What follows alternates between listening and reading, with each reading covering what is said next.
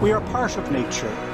And we destroy nature, we undermine our very own health and security and the wonder of living in this world.